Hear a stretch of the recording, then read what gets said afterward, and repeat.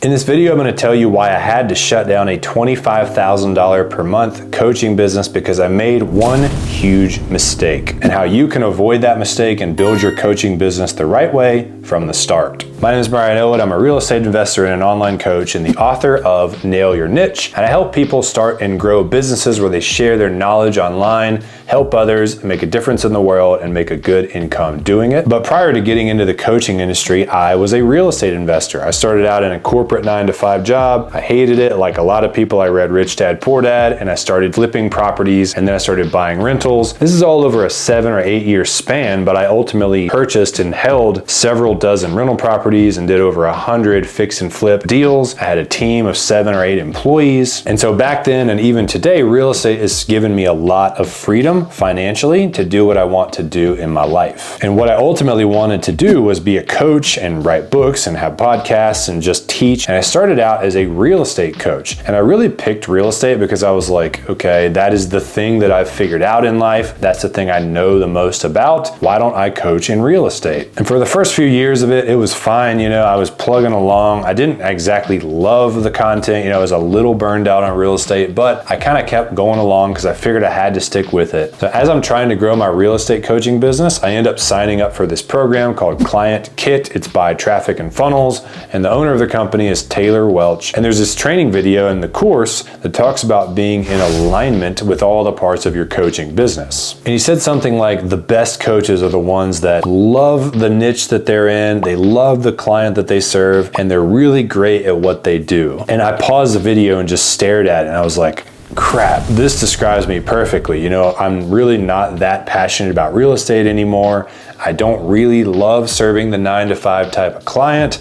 And because I'm not passionate about it, am I really the best real estate coach anymore? And I would film videos, you know, about how to hire the best property manager. And literally as I'm sitting there saying, here's the 3 steps to find your property manager, in the back of my mind, I'm like, why am I still talking about this stuff? Like, I'm so sick of it. So here I am trying to like figure out how to scale and make more money. And then I have this like come to Jesus moment where I'm like, I need to change the business entirely. Now, what I was not sick of was learning how to grow my coaching business. In fact, that was what I was obsessed with and I loved, and that's what I had actually been spending my time on during all the years when I was a real estate coach. All you had to do is look at my bookshelf and see stuff like Find Your Why by Simon Sinek, 30 Days by Russell Brunson about how to grow your business online. This is the YouTube Formula by Daryl Eves about how to grow on YouTube. You know, all of my learning was around these types of topics. So as far as the niche that actually lit me up, it was online business, coaching, mentorship. That is where my heart was. So I realized the first change that I needed to make was I needed to be in that space. And then the other thing that felt out of alignment was who I was serving. If I was going to go meet someone for a beer,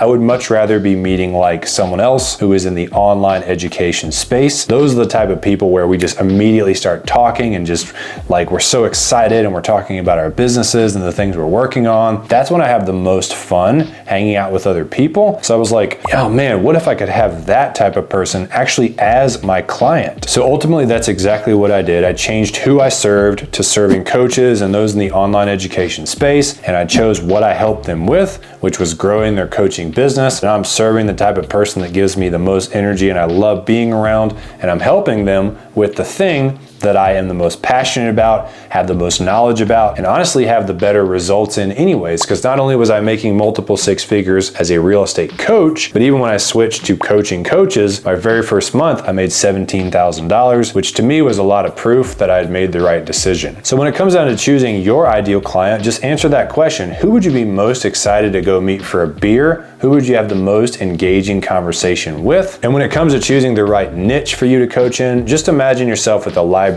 You're there all day, you have no agenda, you cruise the aisles and get this big pile of books, and then you go sit on the comfy couch. What types of books, you know, nonfiction, would you grab and be the most excited to read? Now, if you can serve that person that you would most want to meet for a beer and help them with that same topic that you would most want to learn at the library, that is an aligned coaching business. If you want more help on the deeper dive training on choosing your right niche and choosing your ideal client, I've made these 2 videos to help you do exactly that. Hope that helps. Thank you guys so much for watching.